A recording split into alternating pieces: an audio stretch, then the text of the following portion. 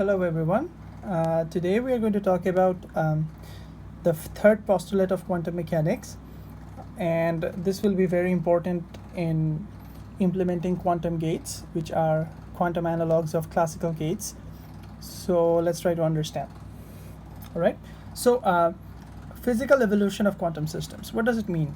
It means that if you know a system in time, say t1, can you get the state of the system in time t2, which is later than t1?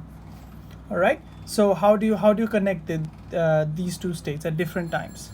All right. So there is a postulate here which says that any physical evolution of an isolated quantum system, so please note these parts, this is a finite time evolution and it's an isolated quantum system. All right. So of an isolated quantum system is represented by a unitary operation. This is the most important word in this postulate.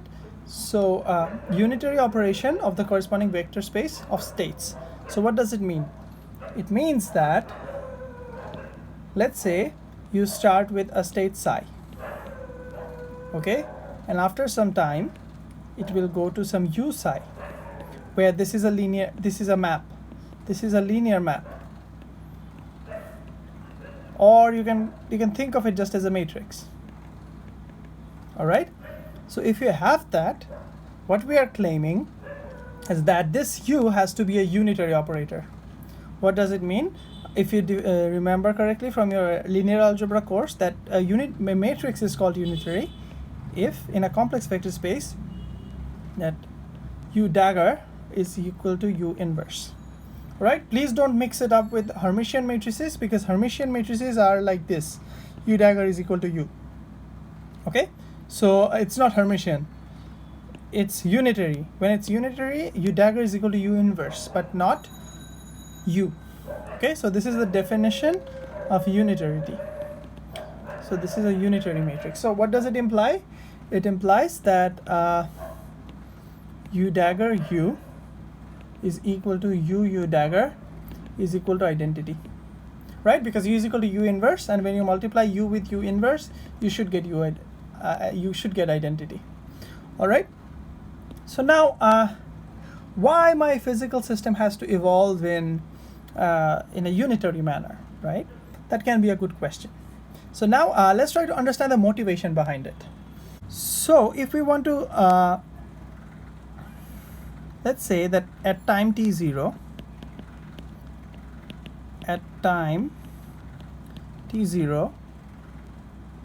my system was in this state. All right, and at some later time,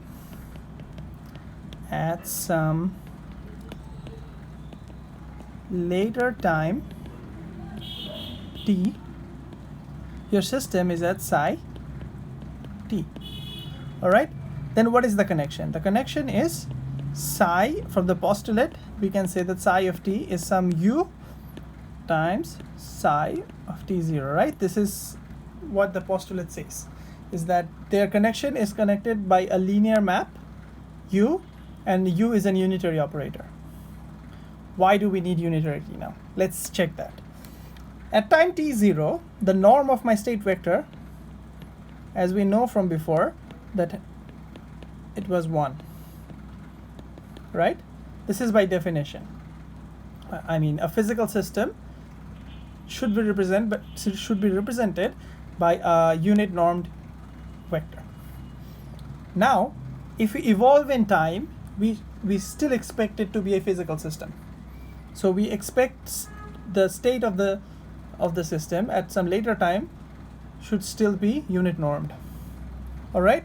So let's check that. Then what we demand is psi of t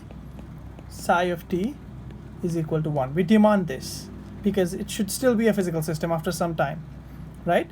So from there, what we can see is that from this relation, we can also say that if you make a bra out of it, then so if you make a bra out of it, it will be psi of t, and it would be psi of t0 times u dagger, right? You just take the Dirac conjugate on both sides.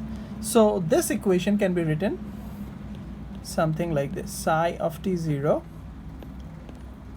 u dagger u psi of t is equal to 1. This is what we need. So we can see from here that if this equation has to be satisfied and this is true, then this operator in the middle should be identity.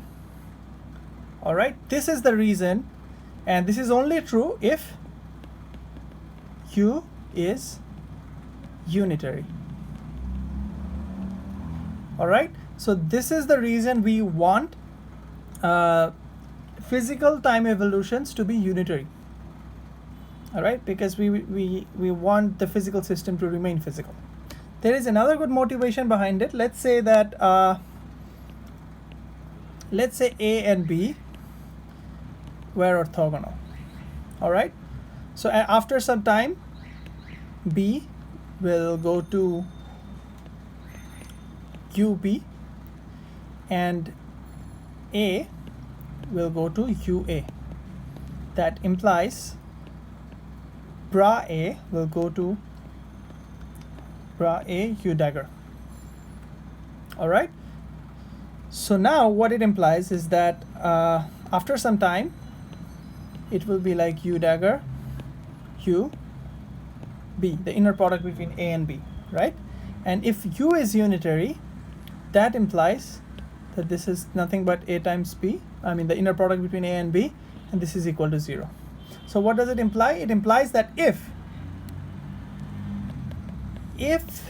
A and B are orthogonal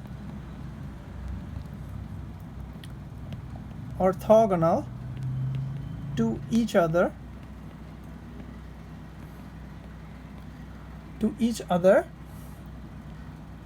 at some time, they will remain orthogonal